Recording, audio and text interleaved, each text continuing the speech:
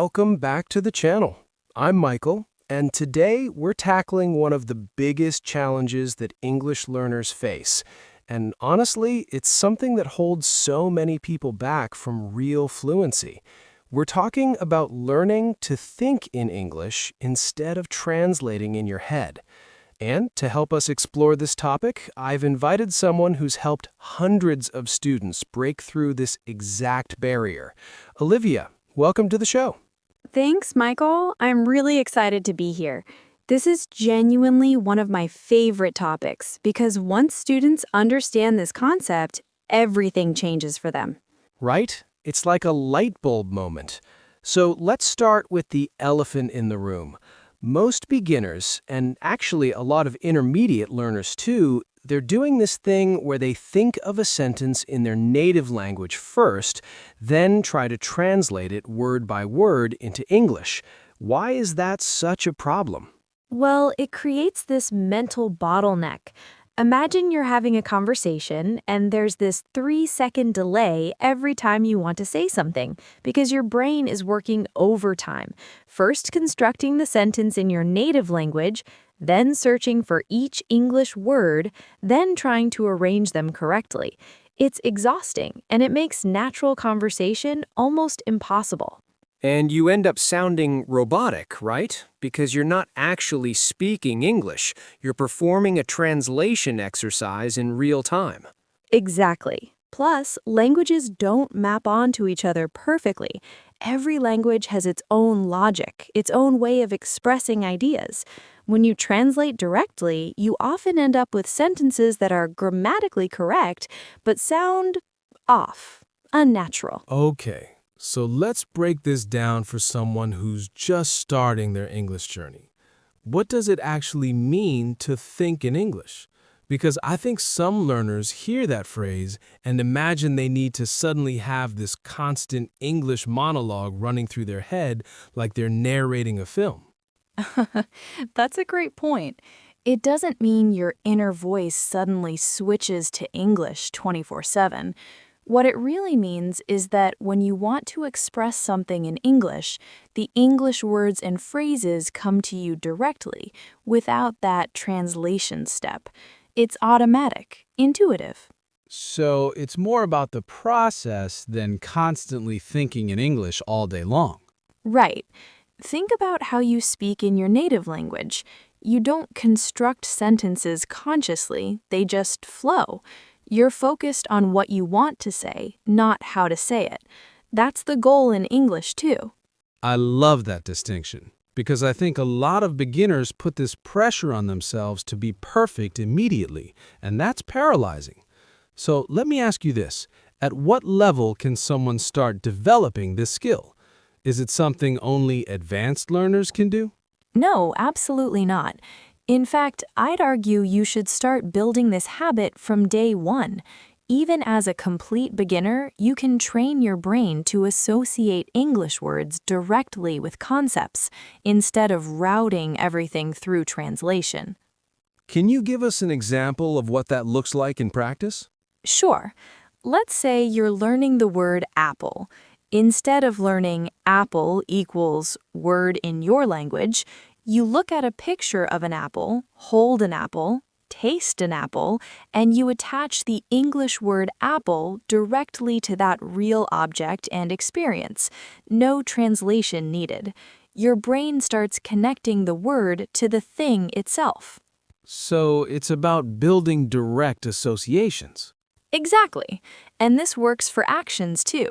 Instead of translating run, you watch someone running, you see yourself running, and the word run gets attached to that action. It's how children learn languages naturally. All right, let's get practical. Our viewers are watching this because they want concrete steps they can take today. What's the first thing a beginner should do to start thinking in English? The first thing is to create what I call English moments in your daily life. These are small pockets of time where you commit to using only English in your head, even if it's very simple. English moments. I like that. What would that look like? Start with narrating simple actions. When you wake up in the morning, think, I wake up, I brush my teeth, I drink water. When you're cooking, I cut the vegetables, I turn on the stove. These are present, simple sentences, very basic, but you're training your brain to produce English directly. And the key is they're describing things you're actually doing in that moment. Yes, because that creates a real connection. You're not sitting with a textbook memorizing abstract sentences. You're living your life and putting English words to your real experiences. Now, what about when beginners hit that wall where they don't know the word for something? Because that's going to happen constantly, right? All the time. And this is crucial. Don't stop and translate. Instead, use the words you do know to describe it. Let's say you can't remember the word refrigerator. You might think, the cold box in the kitchen where I keep food. Is it perfect? No, but you're still thinking in English, working with the language you have. That's such an important point because I think a lot of learners feel like they need to know every word before they can practice thinking in English. Right, but fluency isn't about knowing every word. It's about being resourceful with the words you do know. Native speakers do this all the time. If we can't remember a specific word, we describe it instead. You know, that thing you use to open wine bottles. We work around it. A corkscrew. Exactly. See, you knew what I meant, and that's the skill we want learners to develop. Let's talk about vocabulary building, because this is where a lot of beginners fall into the translation trap. They create these long lists, English word, native language translation. How can they break that habit? Visual learning is powerful here. When you learn a new word, find an image of it. If it's exhausted, find a picture of someone who looks completely drained. Your brain remembers that image and connects it to the English word. So you're creating a mental image library instead of a translation dictionary. Yes, and for more abstract words or phrases, use example sentences that you can relate to personally. Instead of just writing although equals translation, write a sentence about your own life. Although I'm tired, I want to watch this English video. That sentence means something to you, so it sticks. That personalization seems really important. It's everything. Memory works through connection and emotion. If you create sentences about your actual life, your real feelings, those words become part of your mental landscape. They're not just abstract vocabulary items. What about using English dictionaries instead of bilingual ones? Is that helpful for beginners or is that too advanced? I think there's a middle ground. For complete beginners, an English dictionary might be overwhelming, but once you have maybe 500, 1,000 basic words, you can start using simplified English definitions. There are learners' dictionaries that use only common words to define other words. So it's a gradual transition. Right. And even when you do use translation, be smart about it. Look at the English definition first, try to understand through context, and only check the translation if you're truly stuck. Make translation your last resort, not your first move. Here's something I know beginners struggle with. When they're trying to think in English, they get paralyzed by grammar rules. They're trying to remember, is it present perfect or past simple? Where does the adverb go? Do I need the here? How do you address that? This is where I tell students, at the beginning, don't aim for perfect grammar. Aim for communication. If you're thinking, yesterday I go to the store, that's okay. You communicated the idea in English without translating. You can refine the grammar later. So accuracy comes second to fluency initially? In your private practice, yes. Think of it like learning to play piano. First, you learn the notes and basic melodies. You're not worrying about perfect dynamics and tempo. Once you can play the piece, then you refine it. Same with language. That's a helpful analogy. But how do learners actually improve their grammar if they're not focused on it?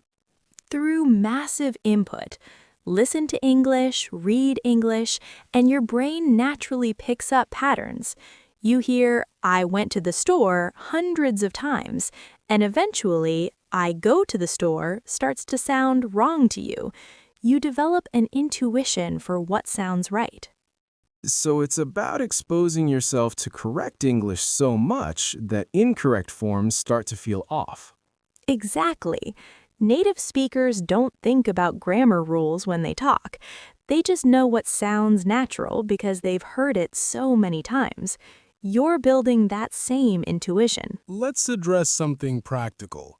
When beginners try to think in English, especially in real conversations, there's this panic that sets in because they can't think fast enough. What's your advice for handling that pressure? First, give yourself permission to be slow. There's this misconception that fluency means speaking rapidly without pauses. But native speakers pause. We use filler words. Let me think. That's natural conversation. So the pauses aren't the enemy. Not at all. What matters is that during those pauses, you're thinking in English, not scrambling to translate. If you need a moment, say, let me think, or how can I say this, in English. You're still staying in the language. That's brilliant. You're using English even in your moments of uncertainty. Right. And here's the thing. Speed comes with time. When you first start narrating your daily activities, it might take you 30 seconds to form a simple sentence in your head. That's fine. After a month, it takes 10 seconds. After 6 months, it's instant. You're building mental muscle. So it's really about consistent practice rather than pushing yourself to be fast immediately. Absolutely. And I always tell students, talk to yourself. It sounds silly, but when you're alone, speak your thoughts out loud in English. I'm making coffee. The water is boiling. I need to find a cup. No pressure, no judgment, just practice. What are some of the biggest mistakes you see beginners make when they're trying to develop this skill?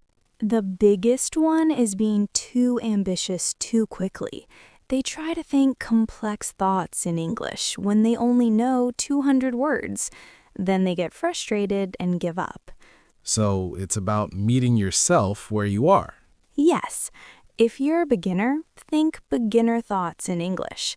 I am happy, the weather is nice, I like pizza. These feel too simple, but they're building the neural pathways. You're training your brain to function in English. What else? Another mistake is waiting until they know enough to start. They think, once I finish this grammar book, then I'll start thinking in English. But it doesn't work that way. You need to practice from day one, even with limited vocabulary. It's like waiting until you're good at swimming before you get in the water. Perfect analogy. You learn by doing, by making mistakes in a safe environment. And your own mind is the safest practice space there is. We're coming toward the end here, and I want to talk about mindset, because this isn't a quick fix, is it? Thinking in English is a skill that develops over months and years. It is, and I think that's important for learners to understand. You're not going to watch this video, try for a week, and suddenly be thinking fluently in English. But if you practice consistently, even just 10 minutes a day, you will see progress. What does that progress look like? How do learners know it's working? You'll notice small things. Maybe you're at the grocery store and you naturally think, I need milk, instead of thinking in your language first. Or you're watching a show and you catch yourself understanding without mentally translating. These little moments, that's your brain rewiring itself. So celebrate those small victories. Absolutely. Language learning is a long game. Every time you choose to stay in English instead of translating, you're making progress. It's cumulative. What would you say to someone watching this who feels discouraged because they've been studying for months or years and still find themselves translating? I'd say be patient with yourself and change your approach. If what you're doing isn't working, try the strategies we've talked about today. Start small, be consistent, and most importantly, enjoy the process. Find English content you genuinely love. Think about topics that interest you. Learning doesn't have to feel like punishment. That's such an important reminder. Make it enjoyable. Yes, because if you're forcing yourself through boring textbooks thinking, I have to learn English, your brain resists. But if you're watching a show you love, cooking while narrating in English, talking to yourself about your day, that's when learning becomes natural. Olivia, this has been incredibly valuable. Before we wrap up, give us one final piece of advice. If someone watching this does just one thing after this video, what should it be? Start today with one English moment. Right after this video, spend 5 minutes narrating what you're doing in simple English. I close YouTube. I stand up. I walk to the kitchen. Just 5 minutes. That's your first step toward thinking in English. I love that. It's actionable, it's simple, and anyone can do it right now. Exactly. You don't need special materials or a teacher. You just need to begin. Perfect. Everyone, I want to thank Olivia for joining us today and sharing her expertise. If you found this helpful, please hit that like button and subscribe to the channel. And let us know in the comments, what's your biggest challenge with thinking in English? We read every comment. Remember, fluency isn't about perfection, it's about progress. Keep practicing, be patient with yourself, and we'll see you in the next video. Thanks for having me, Michael. Thank you, Olivia. All right, everyone. Until next time, keep learning, keep growing, and keep thinking in English.